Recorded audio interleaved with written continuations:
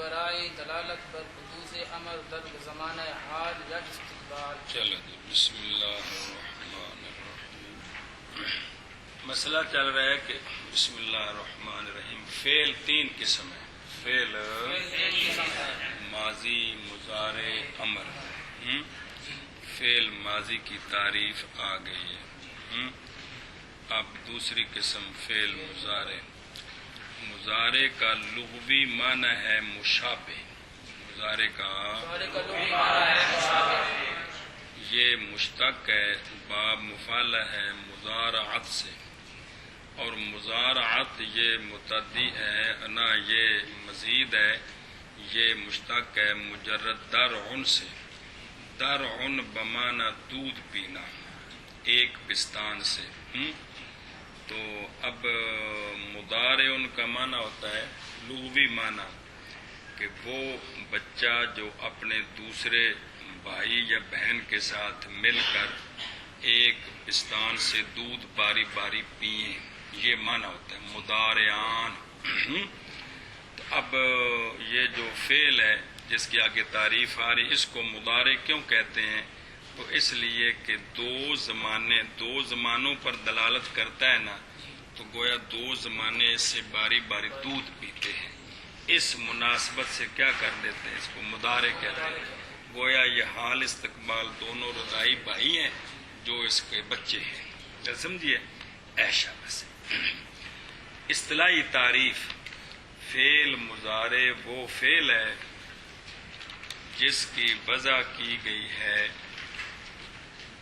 کہ کسی امر کے حدوث پر دلالت کرنے کے واسطے زمانہ حال میں یا زمانہ استقبال میں. ہاں جی شابہ جی کیا کہہ جی؟ فعل مضارع کی اصطلاحی تعریف فعل مضارع وہ فعل ہے جس کی وضع کی گئی ہے کسی کام کے ہونے پر، حدوث میں نہیں ہونا، ہونے پر زمانہ حال یا استقبال میں. ہاں جی شابہ. مضارع وہ فعل ہوتا ہے جس کی وضع کی گئی ہے کسی کام کے ہونے پر دلالت کرنے کے واسطے کس زمانے میں، زمانہ حال میں یا زمانہ استقبال میں. زمانہ حال میں اور زمانہ استقبال میں. اے شابہ سے پلے پہ گئی ہے. یہ تعریف آ گئی. لغوی معنی میں اور اصطلاحی معنی میں مناسبت کیا ہے؟ مناسبت یہ ہے کہ مضارع بھی مشابہ ہوتا ہے اسم فاعل کے. لغوی معنی بھی مشابہ ہے، اور اصطلاحی اور مضارع جو ہے اس کو مشابہت ہے اسم فاعل کے ساتھ. کس میں؟ حرکات کے عدد میں یضربو اور ضاربن، حرکات کے عدد میں، سکنات کے عدد میں، حروف کے عدد میں برابر ہے. اور جس طرح اسم فاعل نکرے کی صفت بنتا ہے، فعل مضارع بھی نکرے کی صفت بنتا ہے. مناسبت ہے، بات سمجھیے. لہذا اس کے لغوی اور اصطلاحی معنی میں یہ مناسبت پائے گی. توجہ جی. فعل مضارع وہ فعل ہے موزون جس کی وضع کی گئی ہے، جس کی وضع کی گئی ہے. سوال ہے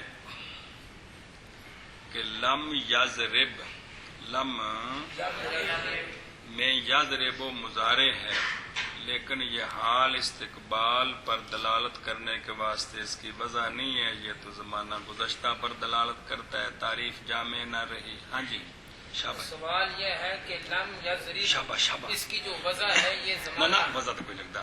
لم یضرب میں جو یضرب ہے یہ مضارع ہے، مضارع ہے، لیکن یہ حال استقبال پر دلالت نہیں کرتا، زمانہ گزشتہ میں دلالت اب پر زمانہ گزشتہ پر دلالت کرتا ہے، حال استقبال پر دلالت نہیں کرتا. تو پھر تعریف جامع نہ رہی. تو اس کا جواب ہے کہ موضوع لفظ، تعریف کے اندر لفظ ہے موضوع کہ جس کی وضع ہو حال استقبال پر دلالت کرنے کے واسطے. تو یضربو کی وضع تو حال استقبال کے لیے ہی ہے. استعمال میں جب لم آیا تو عارضی طور پر بمانا ماضی ہو گیا لم کی وجہ سے. ہمیشہ پر جواب اس یہ کا ہے جواب یہ ہے کہ کہ یہ لم یزرے میں جو یزرے وہ ہے وضع تو اس کی کس کے لیے کے لیے ہی ہے، لیکن لم کی وجہ سے استعمال میں عارضی طور پر بمانا ماضی ہو گیا، بمانا ماضی ہو گیا. کہ کبھی کبھی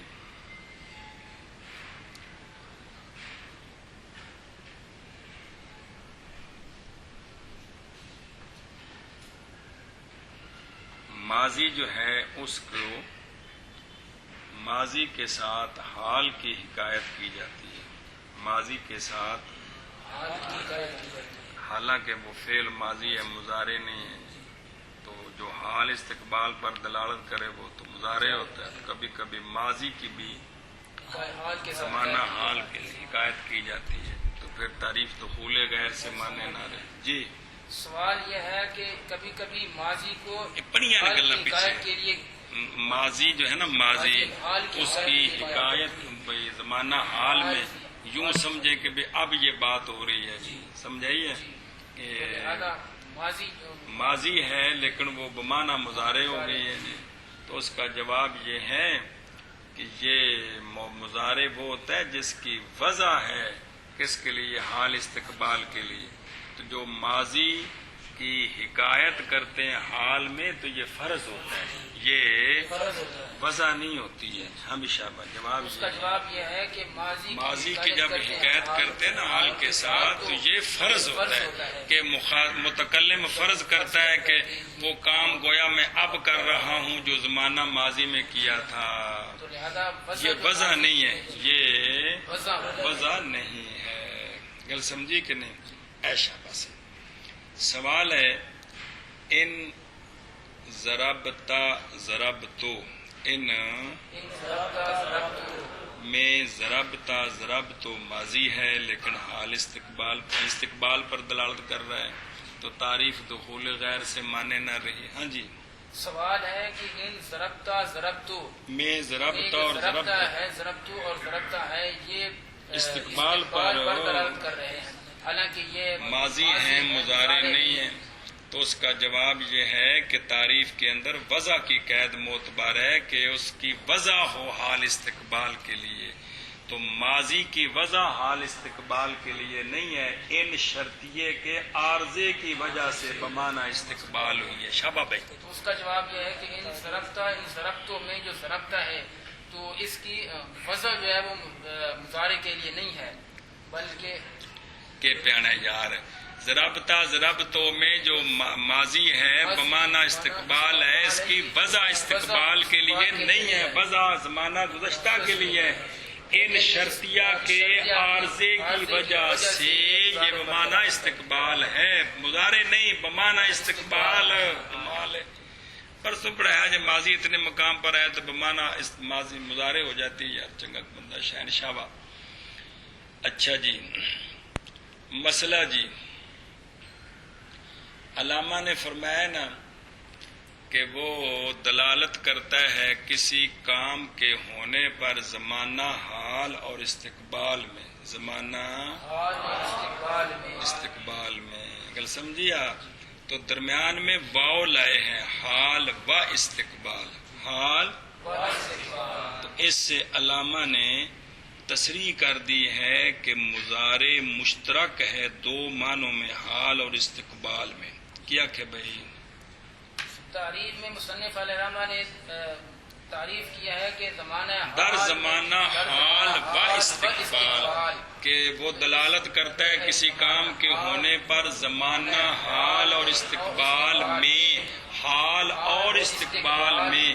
اس سے علامہ مصنف علیہ الرحمہ سید علی اکبر شاہ صاحب علیہ الرحمہ نے وضاحت کر دی ہے کہ مضارع دو معنوں میں، کس میں، حال استقبال کے معنی میں مشترک ہے. جمہوروں کا مذہب بھی یہی ہے، جمہوروں کا زمخشری معتزلی نے بھی اسی کو اختیار کیا ہے کہ مضارع جو ہے دونوں معنوں میں کیا ہے، مشترک ہے. اور تصحیح کی ہے اسی کی بعض ناویوں نے شرح المفصل میں. گل سمجھیا. مسئلہ نمبر مڈو شڈو مضارع کی وضع میں 3 مذہب ہیں. مضارع کی وہ ایک تائندہ مصدری معنی ہوتا ہے ہی ہے نا، یہ کس معنی کے لیے کہ کس زمانے کے لیے اس کی وضع ہے. سمجھ آئی کہ نہیں؟ نسبت الفاعل بھی ہے، حدث بھی ہے، زمانہ کون سا ہے اس کی وضع میں، اس کے معنی کی جو جز بنتا ہے نا تیسری زمانہ، اس میں 3 مذہب ہے. پہلا مذہب ہے جمہوروں کا جیسا ابھی گزرا ہے، کیا کہ مضارع کی وضع حال استقبال دونوں کے لیے، کہ ہر فعل حدث پر دلالت کرتا ہے، نسبت الی الفاعل پر دلالت کرتا ہے اور زمانے پر دلالت کرتا ہے. تینوں کا مجموعہ فعل کا موصولہ ہوتا ہے. اب مضارع کا ماضی کا موصولہ حدث نسبت الی الفاعل زمانہ گزشتہ. مضارع کا موصولہ کیا ہے؟ جمہوروں کا مذہب یہ ہے حدث نسبت الی الفاعل اور 2 زمانے. یہ مطلب ہے حدث 2 زمانے. اب چونکہ 2 زمانوں میں جھگڑا ہے اس لیے صرف انہی کو استعمال تقریر کرتے ہوئے یہی بولا جاتا ہے کہ مضارع کی وضع حال استقبال کے لیے ہے یا کسی ایک کے لیے حقیقت ہے، مجاز ہے، حالانکہ یہ اس کے موضوعہ کی کیا ہے. سمجھ آتی پہ سمجھنا یہ ہے جی، توجہ کرو جی.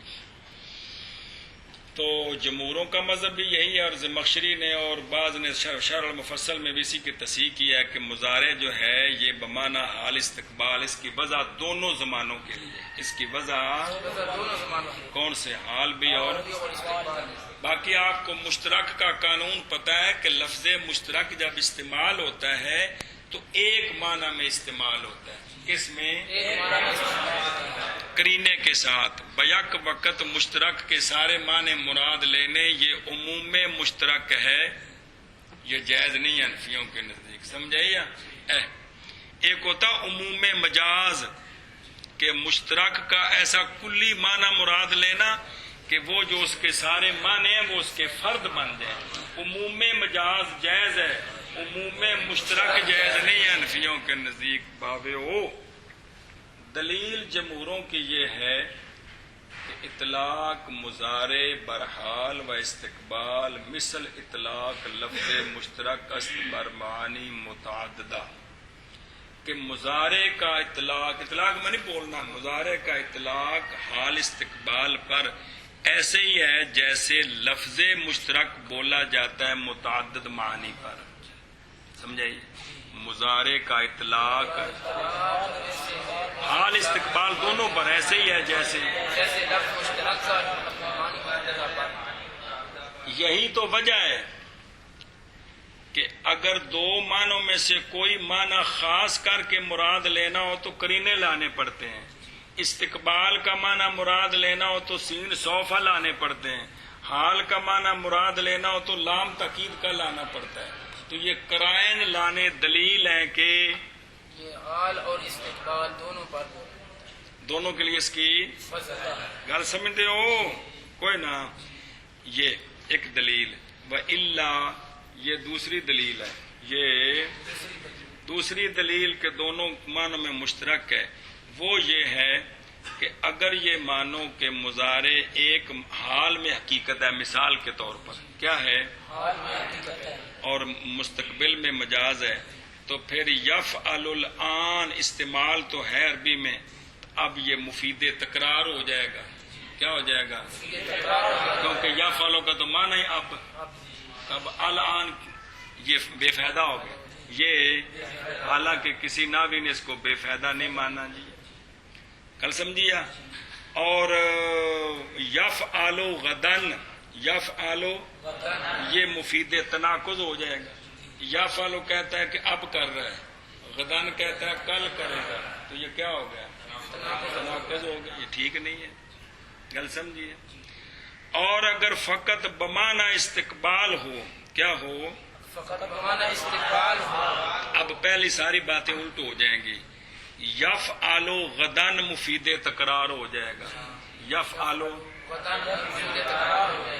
اور یفعل الآن مفید تناقض ہو جائے گا. سمجھیے جی. ایشا بس جی. اور تیسری دلیل کون؟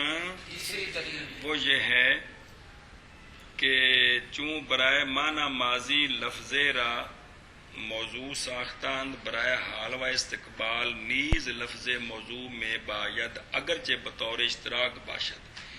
ماضی کے لیے باقاعدہ لفظ کی وضع ہے کہ نہیں؟ فعل ماضی کی. زمانہ ماضی کے لیے باقاعدہ لفظ کی. تو حال استقبال بھی زمانے ہیں.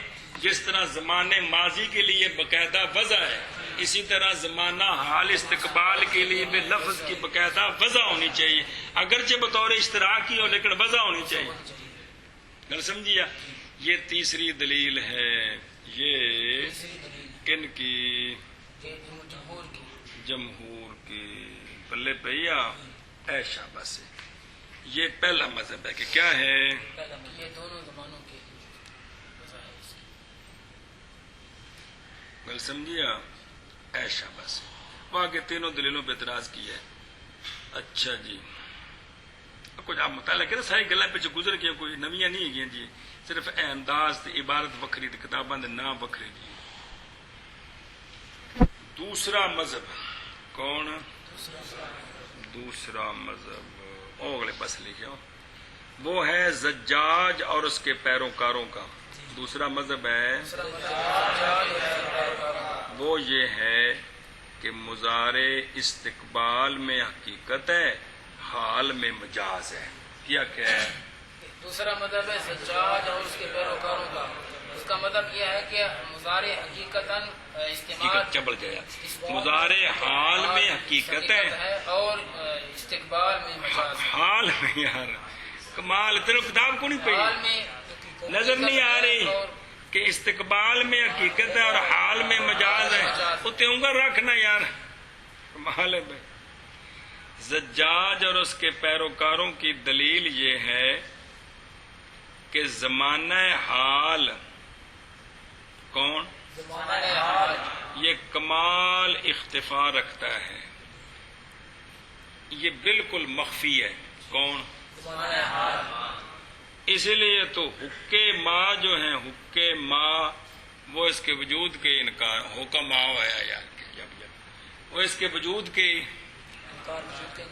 کس کا؟ حال کا. وہ کہتے ہیں کہ حال ہے ہی نہیں، جو گھڑی گزر گئی وہ ماضی، جو آ رہی ہے وہ کیا ہے؟ مستقبل ہے. اور لحظے میں استقرار ہے کونی کہ آپ اس کو کہیں حال وہ تنگ پڑ گئی. کل سمجھی؟ لفظ حال بولتے ہوئے کتنے وقت کے کتنے ذرے آگے چلے گئے.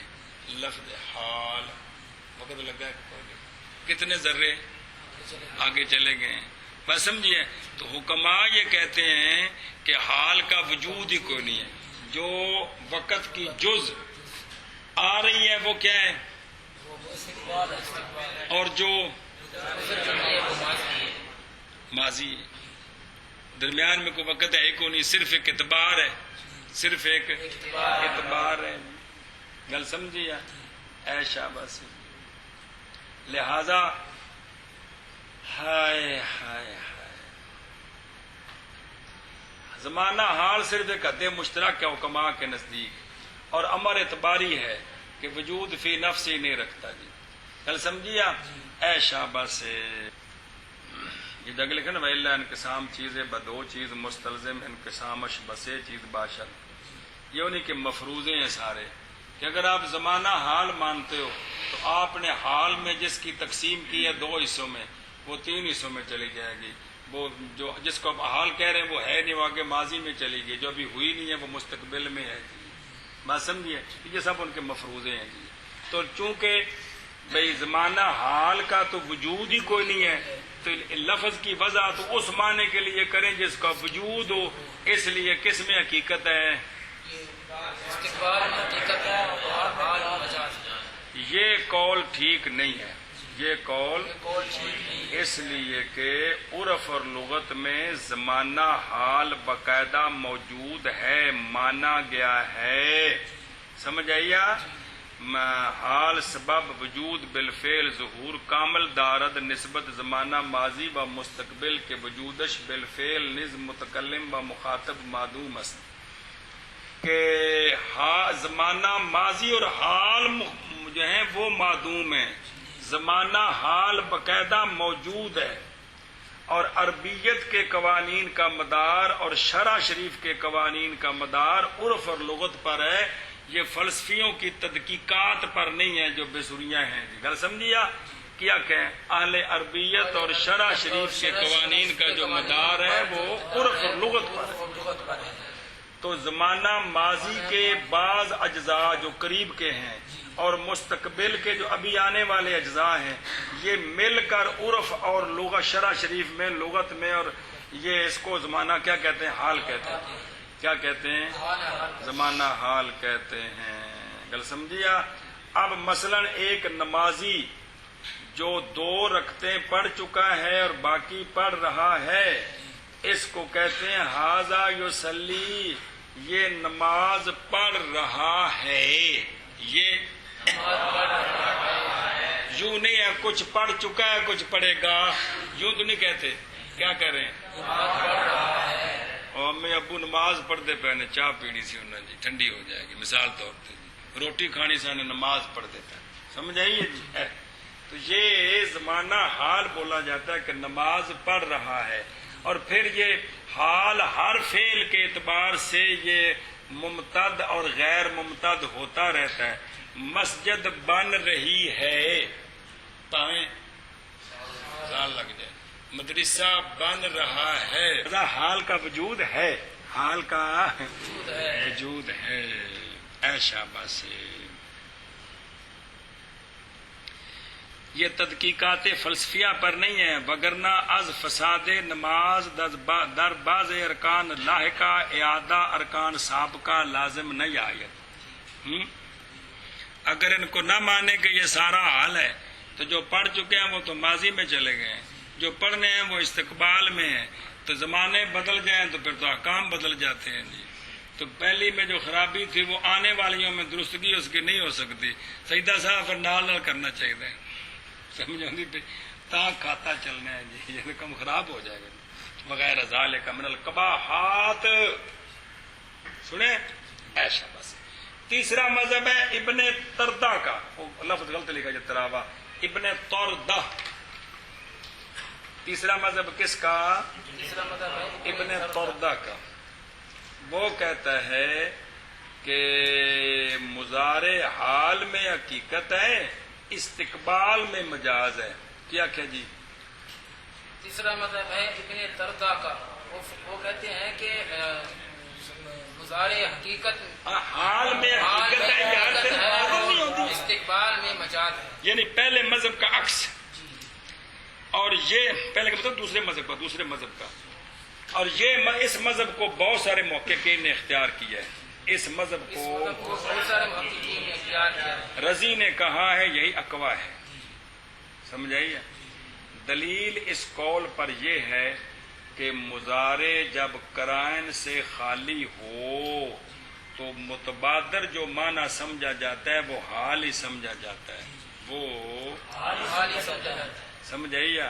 اور یہی شان ہے حقیقت کی کہ لفظ بولا جائے قرائن سے خالی تو جو معنی متبادر ہوتا ہے وہی حقیقی ہوتا ہے جی۔ گل سمجھی کہ نہیں؟ لما قالوا علامت الحقیقت التبادر والعراء عن القرائن، کہ حقیقت کی علامت یہ ہے کہ لفظ قرائن سے خالی ہو اور جو معنی فوراً سمجھ آ جائے، یہ حقیقی معنی ہوتا ہے۔ کیا ہوتا ہے؟ برخلاف استقبال کے کہ وہ قرینوں کا محتاج ہے، سین صوفہ وغیرہ لگانے پڑتے ہیں تب جا کر وہ معنی سمجھ آتا ہے۔ بات سمجھیے؟ تو بھئی اس مذہب کو اکثر لوگوں نے اختیار کیا ہے کہ حال میں یہ حقیقت ہے، استقبال میں مجاز ہے۔ اور مضارع وہ فعل ہے، بین سطور ایک سوال دا جواب لکھے نظر آ رہی ہوں تو چھاپا ہی، اور میں کیا کرا خیر۔ اب وہ اسماء افعال جو بمعنی مضارع ہیں، کون؟ ان سے سوال نہیں ہوگا کہ مضارع کا معنی دیتے ہیں تو حالانکہ مضارع ہے نہیں ہے، تو جواب یہ ہے کہ مضارع کی تعریف ہے فعل است، مضارع وہ فعل ہے، مضارع فعل ہے۔ کل سمجھیے؟ تو وہ فعل نہیں ہے، وہ اسما ہے. کل سمجھیے. چلو جی. اور مضارع وہ فعل ہے کہ وضع کیا گیا ہے. چلو جی. کسی کام کے ہونے پر دلالت کرنے کے واسطے زمانہ حال یا استقبال میں. شابہ جی. اور مضارع وہ فعل ہے کہ وضع کیا گیا ہے دلالت کرنے کسی کام کے ہونے پر زمانہ حال یا استقبال میں. راشیہ لگا ہوا ہے لفظ زمان پر. اور دیکھو نیچے لکھا ہے بداں کے مضارع لکھا ہے. نزد باز چون ابن حاجب مشترک است میان حال و استقبال و نزد زجاج کی لکھا ہے باز ہے نا. لیکن بچ کی لکھے تھے ان کتاب پڑھی جائے یہ گل نا. و نزد زجاج حقیقت است در استقبال و مجاز در حال و نزد رضی و ابن طردہ یہ گل لکھی ہے کوئی نہیں. ترادہ. اچھا خیر. بالعکس الاخر. آگے چلو جی. وامر فعل است موضوع بجہت فرمودن مخاطب را بامر چون اقرا یعنی بخواں. بس. فعل کی تیسری قسم ہے فعل امر. فعل کی تیسری قسم ہے فعل امر. تعریف. امر کا لغوی معنی فرمودن فرمانا حکم کرنا یہ لغوی معنی ہے. اصطلاح صرفیوں کی اصطلاح میں امر کس کو کہتے ہیں؟ امر وہ فعل ہے جو وضع کیا گیا ہے مخاطب کو کسی کام کے فرمانے کے واسطے. ہاں جی شابہ. امر کا لغوی معنی ہے فرمودن حکم فرمانا اور اصطلاحی معنی ہے امر وہ فعل ہے جو وضع کیا گیا ہے مخاطب کو کسی امر کے فرمانے کے واسطے. کسی امر کے فرمانے کے واسطے. کس کی طرف سے؟ متکلم کی طرف سے. ہمیشہ با امر کا لغوی معنی ہے فرمودن اور اصطلاحی معنی ہے کہ امر وہ فعل ہے جو وضع کیا گیا ہے مخاطب کو متکلم کی طرف سے کسی امر کے فرمانے کے واسطے کہ یہ کام کر، فرمانے کے کہ واسطے. یہ کام کر، کہ یہ کام کر. کل سمجھیا ایشا بس.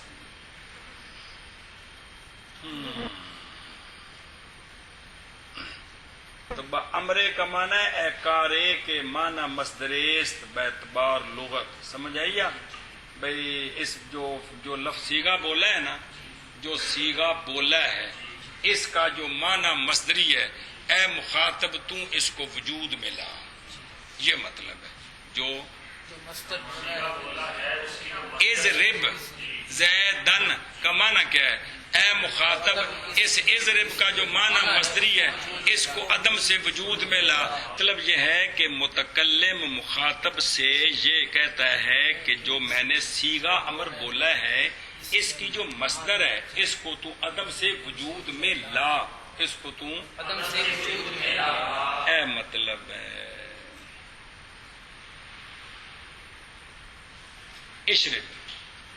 اشرب الماء مطلب کی ہے بھی تو پیالے وچ پانی پا کے تے پی بھئی. یہ جڑا فعل ہے نا یہ عدم تو وجود وچ لیا. ہائے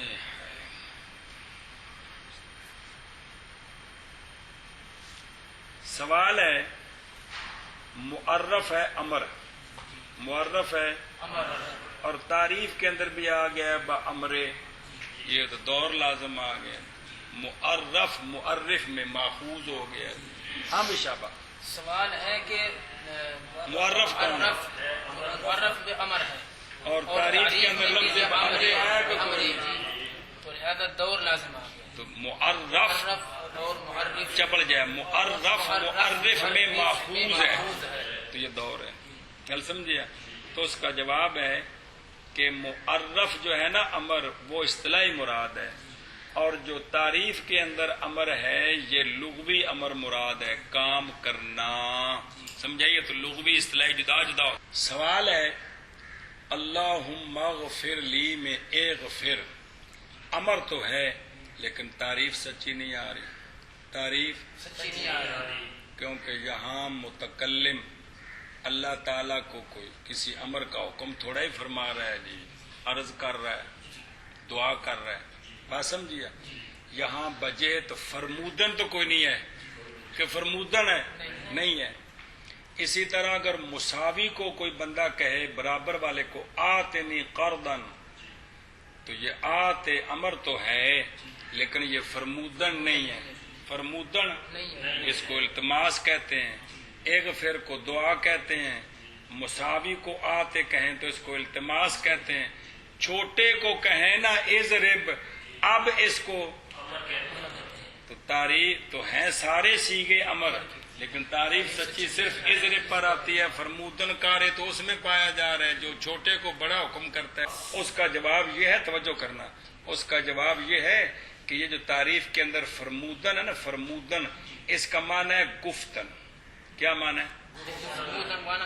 گفتن، متکلم کا مخاطب کو گفتن۔ اب گفتن آگے عام ہے کہ مطلب کیا ہے کہ متکلم مخاطب سے کہتا ہے کہ مصدری معنی پیدا کر، متکلم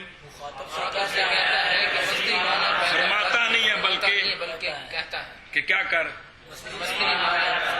اب یہ جو کہتا ہے بطور دعا ہو تب بھی ٹھیک ہے، بطور التماس ہو تب بھی ٹھیک ہے، بطور امر ہو تب بھی ٹھیک ہے۔ لہذا اللہم اغفر لی میں اغفر کو، اور آتنی قرضن میں آتے کو، اور اضرب میں اضرب کو، تینوں کو شامل ہے۔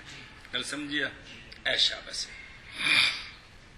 مسئلہ نمبر 9، یہ جو متکلم نے مخاطب کو حکم کرنا ہے یعنی مصدری معنی کو پیدا کر، یہ پیدا کرنا عام ہے، یہ پیدا کرنا بطریق وجوب یا بطریق استحباب یا بطریق اباحت، کیا کہ یہ جو مخاطب نے متکلم نے مخاطب سے یہ مطالبہ کرنا ہے کہ اس مصدری معنی کو وجود میں لا، تو اب یہ طریقے وجوب ہے یا بطریق استحباب؟ یا شک نہیں بیٹھا، یہ بطریق وجوب بھی ہو سکتا ہے، استحباب بھی ہو سکتا ہے، بطریق استحباب بھی ہو سکتا ہے، بطریق اباحت بھی ہو سکتا ہے۔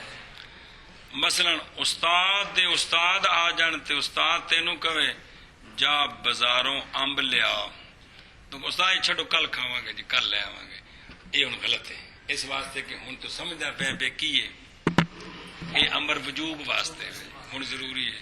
تو انج بندہ کہے یار امب کھان دل کرتا یار جا بازاروں امب لے، استاد جی اج کو چنگے نے کل سنیا چنگے ہون گے تو کھاواں گے جی، ہن یہ ہو سکتا ہے، گل سمجھدے پے جی؟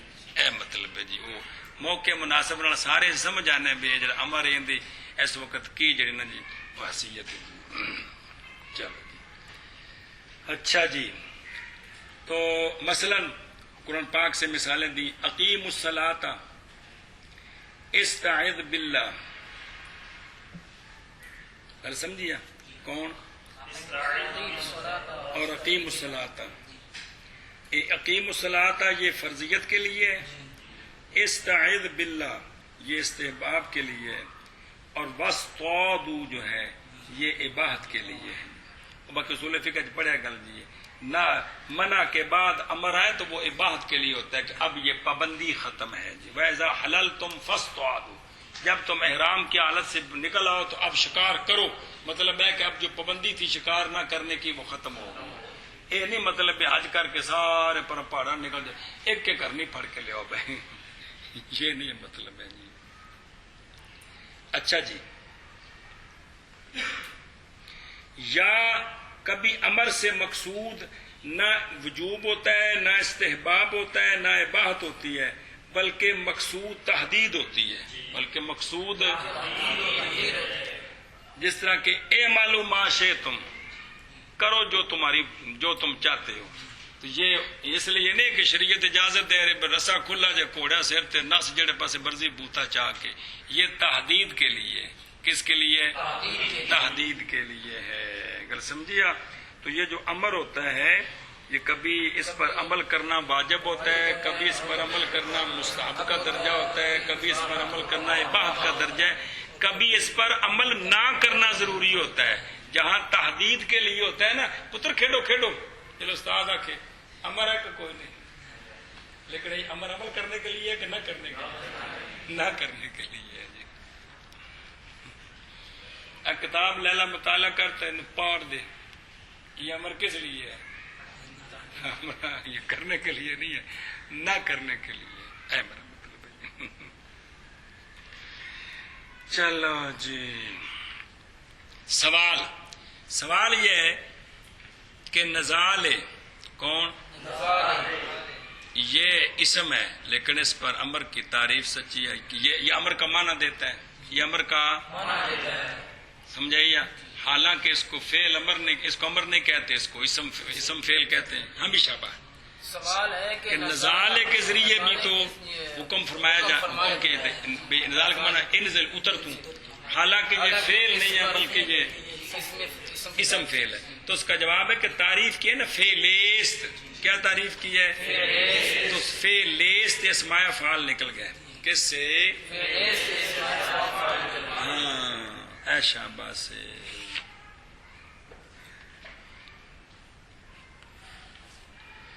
اسی طرح توجہ کریں، مسئلہ یہ ہے جب کہا نا کہ موضوع بجہت فرمودن مخاطب رہا، بجہت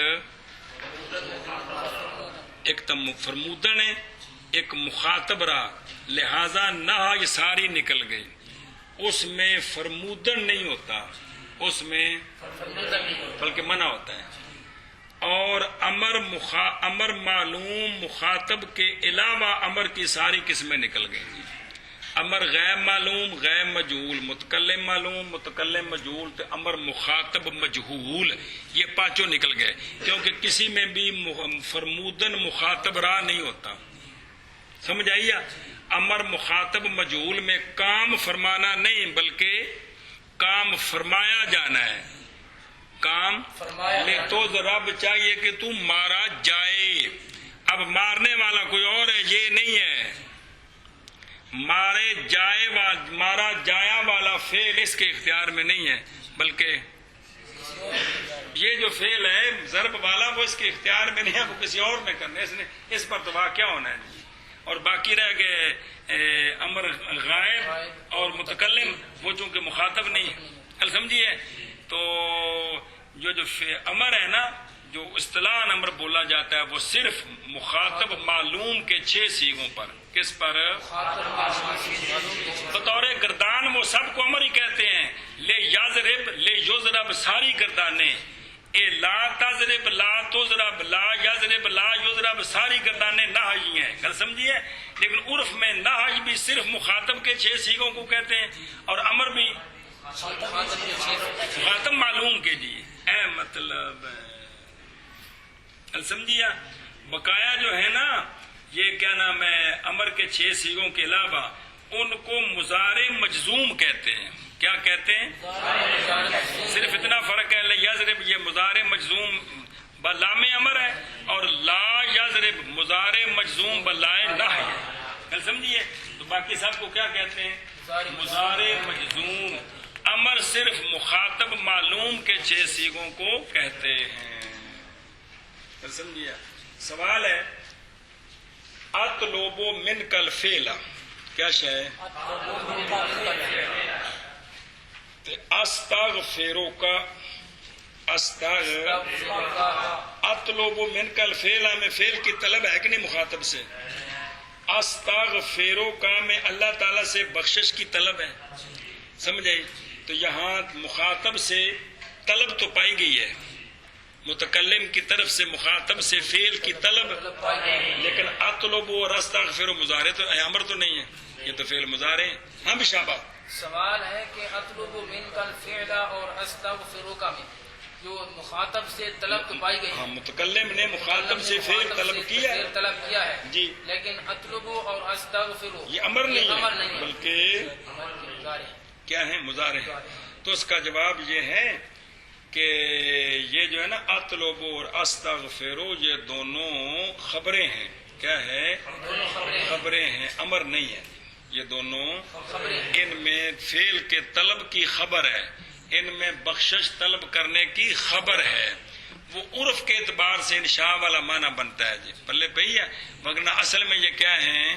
خبریں ہیں. وضعاً یہ خبریں ہیں، ان میں خبر دی جا رہی ہے مستقبل کی. اطلب و استغفر میں، اور عرف کے اندر یہ کیا بن گئے؟ انشاء کا معنی دے رہے ہیں کہ اب میں تجھ سے طلب کرتا ہوں، میں اب تجھ سے اللہ جی بخشش چاہتا ہوں جی. اس طرح پلے پہی ہے. علامہ علیہ رحمٰن نے مثال دی اقرا یعنی بخا. پڑھی بات کون یا کون جی؟ پڑھیے نا بھائی، پڑھ تو کیا کر توں. شارع کہتا ہے اس مثال میں جناب جو لطف ہے وہ مخفی نہیں ہے کہ بھئی قرآن پاک پہلی واہ جو آئے نا جی، اعلان نبوت کا جو واہ یہ سبب بنی، اس میں سب سے پہلا لفظ اقرا ہے. کیا ہے؟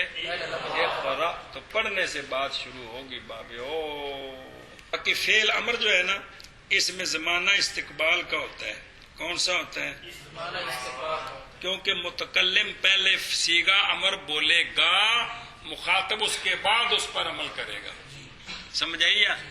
مخاطب عمل کرے گا. ابھی جو نہیں، جس وقت صیغہ بولا جا رہا ہے اس وقت تو نہیں نا، اس کے بعد عمل کرنا ہے. تو اس لیے مخاطب میں کون سا زمانہ پایا جاتا ہے؟ یعنی بولنے کے وقت تو حال ہی ہے لیکن عملاً استقبال ہے.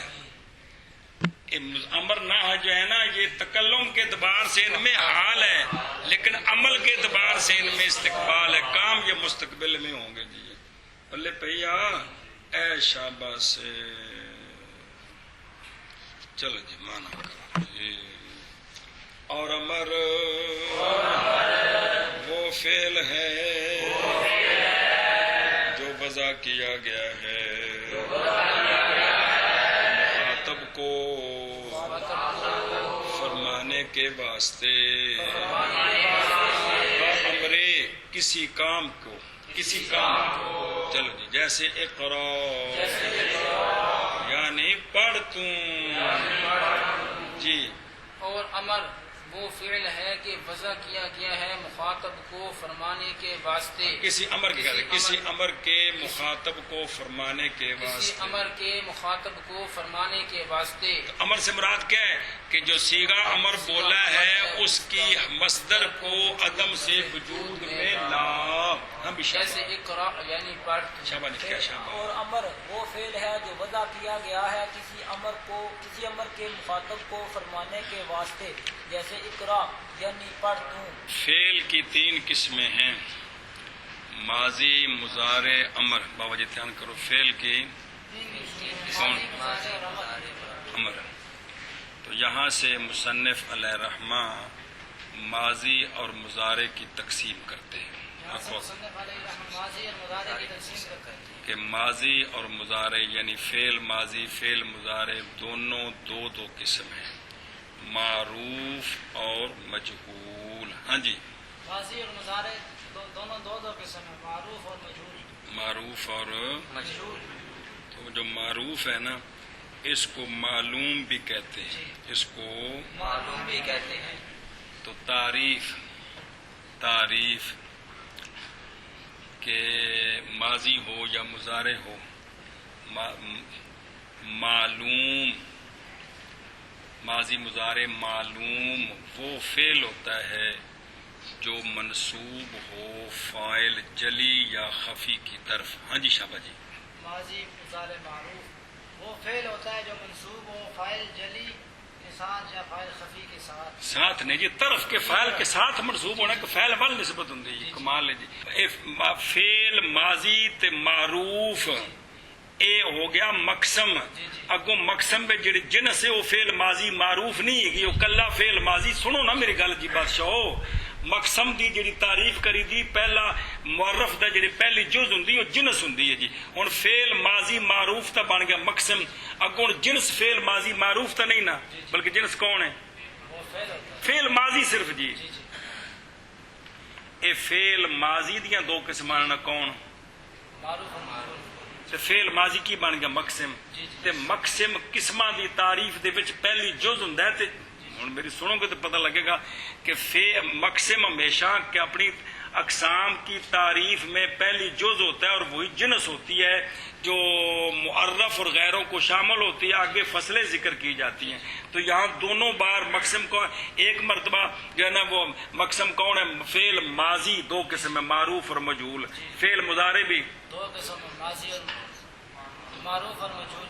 اب جب تعریف کریں گے تو تعریف میں تو معرف بنے گا فعل ماضی معروف، فعل ماضی مجہول، فعل مضارع معروف، فعل مضارع مجہول. یہ تو بن گیا معرف 4. اب تعریف جو شروع ہوگی وہ آگے اس کے معروف مجہول جوڑ دیں گے تو پھر معرف اور معرف تو ایک ہوگا. بابا جی کیویں؟ فعل ماضی معروف وہ فعل ماضی ہوتا ہے ہاں، کہ منصوب جو منصوب ہوتا ہے فاعل جلی یا خفی کی طرف. فعل مضارع معروف وہ فعل مضارع ہوتا ہے جو منصوب ہوتا ہے فاعل جلی یا فاعل خفی کی طرف. تعریف ہوگی، توجہ کرو. یہ فاعل خفی جلی جو ہوتا ہے نا، فاعل جلی، یہ جلی اسم ظاہر کو کہتے ہیں. کیا کہ جلی جلی اسم ظاہر کو کہتے ہیں اور خفی ضمیر کو کہتے ہیں. اور خفی ضمیر کو کہتے ہیں. تو فاعل کی جو نسبت فعل کا جو فاعل ہوتا ہے ظاہر ہے، یا وہ اسم ظاہر ہوتا ہے یا ضمیر ہوتی ہے. پھر ضمیر دو ہیں، ایک بارز ہوتی ہے ایک مستتر ہوتی ہے، دو ہی قسمیں ہیں. یہ مطلب ہے جلی کا مطلب اسم ظاہر، خفی کا مطلب ہے ضمیر. بس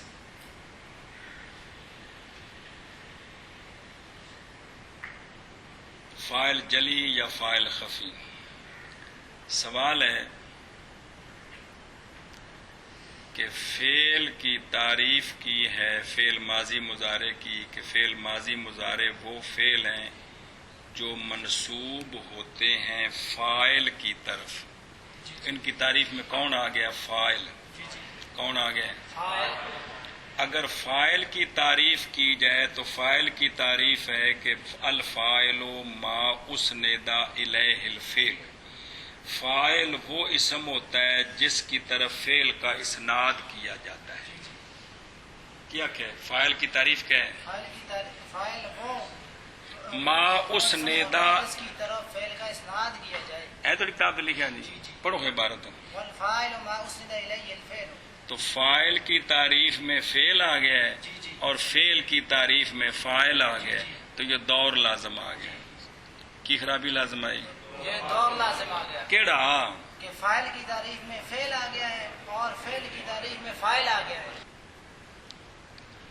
اس کا جواب یہ ہے، بارہا پڑھ چکے ہو. جواب یہ ہے کہ فاعل کی تعریف میں جو فعل ہے اس فعل سے لغوی معنی مراد ہے، اور جو معرف ہے فعل معرف، سمجھائیے جی، جو فعل معرف ہے وہ مصطلح ہے، وہ مصطلح ہے، مصطلح فعل ہے جی.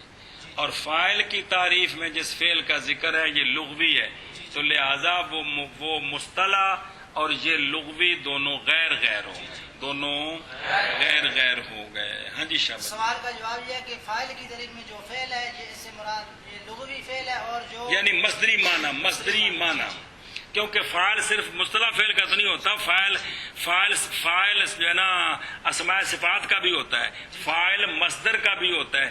اس لیے اس تعریف میں کہ فاعل وہ اسم ہے جس کی طرف اسناد کیا جائے فعل کا، کس کا؟ حدث کا. خواہ وہ حدث ماضی مضارع کے ضمن میں ہو، خواہ وہ حدث اسماء صفات کے ضمن میں ہو، خواہ وہ حدث مصدر ہو. جی تو سوال کا جواب یہ ہے کہ فاعل کی تعریف میں جو فعل ہے یہ فعل بمعنی یہ لغوی، یہ فعل لغوی ہے بمعنی حدث مصدر. اور جو فعل یہاں ماضی مضارع میں فعل اے فعل ہے، اس فعل سے کیا مراد ہے؟ یہاں فعل اصطلاحی مراد اور لکھے نا درین جا معنی اصطلاحی ہے، پس دور لازم نہیں. آگے تو مثال دی آگے، خلق اللہ، یہ مثال ہے فعل ماضی معروف کی اور اس کا فاعل جلی ہے یعنی اسم ظاہر ہے، اس میں جلالت. یخلقو، یہ مثال ہے فعل مضارع معروف کی جس کا فاعل خفی ہے یعنی ضمیر ہے، اور اس کو الٹا دیں تو مثالیں بدل جائیں گی. یخلق اللہ و خلقا، اب مضارع کا فاعل جلی ہو جائے گا، ماضی کا فاعل خفی ہو جائے گا. آخو جی کیا جی مثال لیا خلق اللہ، یہ مثال ہے ماضی معروف کی، اس کا فاعل جلی ہے یعنی اسم ظاہر ہے، اور یخلق یہ مثال دی ہے مضارع معروف کی، اس کا فاعل خفی ہے یعنی ضمیر ہے اس کا فاعل، تو اس کو الٹا دیں تو یخلق اللہ خالہ کا پہلے ذکر کریں گے تو فاعل جلی ہوگا، دوسرے کو اس کی ضمیر لوٹے گی تو فاعل اس کا جو خفی ہوگا ضمیر بن گئی فاعل جی، اے مطلب ہے جی۔ چلو جی ماضی اور مضارع ان کا موصوف کون ہے؟ فعل ماضی اور فعل مضارع بابا جی، فعل ماضی اور فعل مضارع دو قسم ہے، معروف یعنی وہ فعل جو کہ منصوب ہو، جو کہ منصوب ہو فاعل جلی یا خفی کی طرف،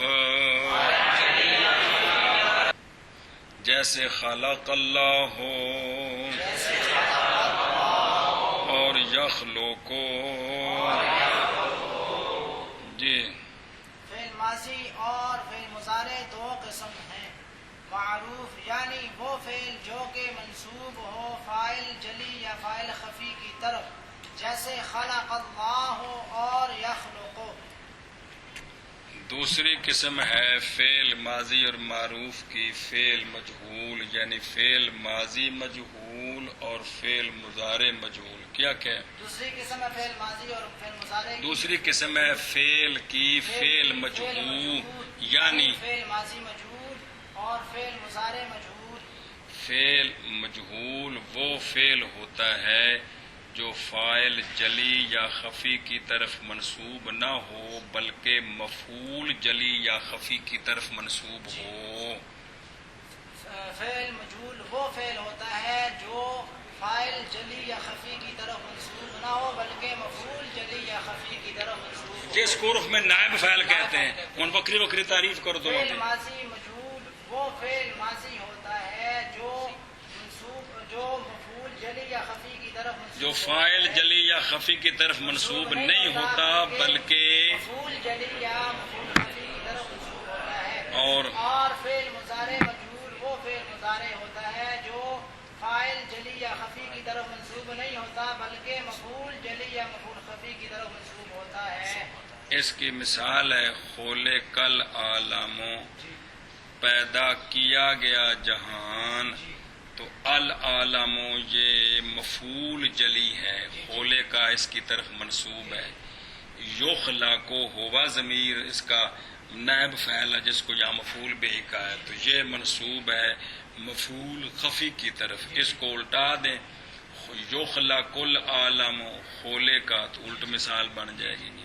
گل سمجھیے جی کیا کہ جی مثال ہے خلق العالم، تو یہ فعل ماضی مجہول ہے، منصوب ہے مفعول به مفعول به جلی کی طرف جس کو نائب فاعل کہتے ہیں، اور یخلا کو یہ مضارع مجہول ہے، یہ منصوب ہے فاعل یہ مفعول خفی کی طرف۔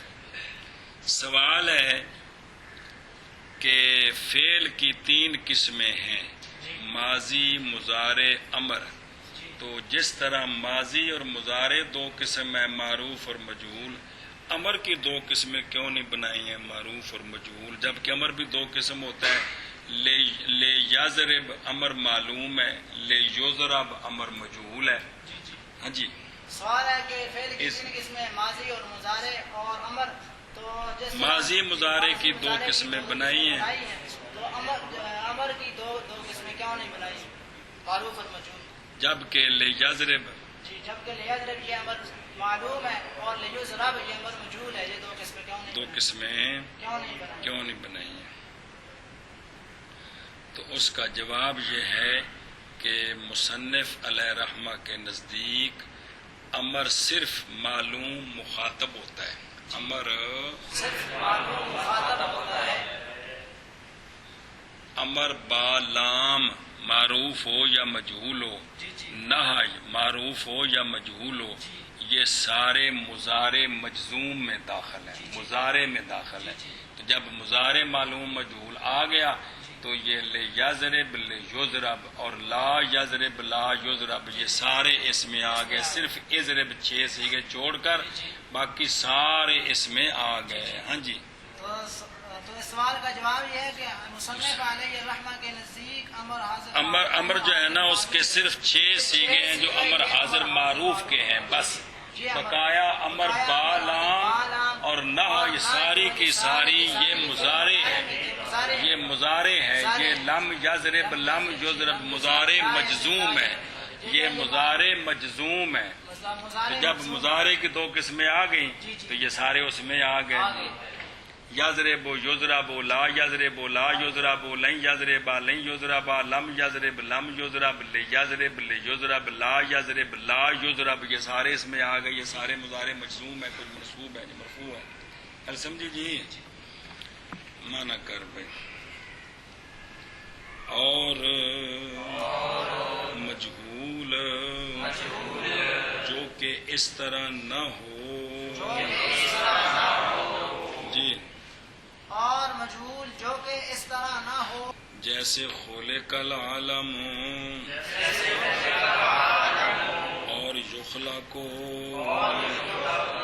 جیسے خلق العالم اور یخلق. فصلہ یہ اصل میں تمہید ہے کہ یہ جو میزان ہے فا عین لام اس کی کیا ضرورت پڑی. کیا جی یہ جو یہ تمہید ہے اس بات کی کہ جو میزان ہے اس کی کیا ضرورت پڑی، فاعل لام. اس کی کیا ضرورت پڑی. باقی پچھلی کتاب ہے صرف بھائی سارا کچھ پکوایا کہ میزان 3 بندے نے کر کے جو تھے سارا سر کھپایا ہے. تو ماضی اور مضارع مسئلہ سنو، ماضی اور مضارع اور معروف اور مجہول، یعنی ماضی مضارع خواہ معروف ہوں خواہ مجہول ہوں. کون؟ ماضی مضارع خواہ معروف ہو خواہ مجہول ہو. اس طرح باقی اسماء بھی ساتھ ہیں. یہ مختلف اوزان پر آتے ہیں. یہ مختلف اوزان پر آتے ہیں. کیا کہ جی ماضی اور مضارع خواہ معلوم ہو خواہ مجہول ہو، یہ مختلف اوزان اس طرح سے مشتقات اسماء اسم فاعل مفعول وغیرہ سارے یہ کیا کرتے ہیں؟ مختلف اوزان پر آتے ہیں. یہ جو مختلف اوزان پر آتے ہیں نا جی کہ بھئی فاعل مفعول مفرد تثنیہ جمع مذکر مؤنث غائب مخاطب متکلم ہیں جی، اور مجرد مزید ثلاثی رباعی، اس اعتبار سے اوزان مختلف ہوتے ہیں. 22 باب کو 75 باری سنائے لیں جی. تو اس اعتبار سے یہ کیا ہوتے ہیں؟ مختلف اوزان پر آتے ہیں. زاربا کا وزن اور ہے، اکرامہ کا اور ہے، زوربا کا اور ہے، اکرمہ کا اور ہے، زاربن کا وزن اور ہے، مکرمن کا وزن اور ہے جی یستخرجو کا وزن اور ہے، مستخرجن کا وزن اور ہے جی. اللہ حاضل قیاس جی. کل سمجھیے جی کہ نہیں ہے؟ یہ نہیں کہ بھئی جو ہے نا بھئی اس اعتبار سے مختلف نہیں ہے کہ عین کی حرکت مختلف ہوتی ہے، کیونکہ مجہول میں عین کی حرکت مختلف ہوتی ہی نہیں ہے جی. مجہول میں ثلاثی مجرد کی ماضی مجہول کی بھی حرکت عین کی ایک ہے کسرہ، اور مضارع مجہول کی حرکت ایک ہے ثلاثی مجرد میں کون؟ فتح. یہ معلوم کے اندر حرکتیں بدلتی ہیں، لہذا اس کا لحاظ نہیں ہے، بلکہ کس کا لحاظ ہے؟ کس کا لحاظ ہے؟ فاعل مفعول مفرد تثنیہ جمع مذکر مؤنث غائب مخاطب متکلم مجرد مزید ثلاثی رباعی، اس اعتبار سے کیا ہوتے ہیں؟ مختلف اوزان پر آتے ہیں. کون؟ یہ جو ماضی مضارع خواہ معلوم ہو خواہ مجہول. خواہ مجہول ہو. گل سمجھی؟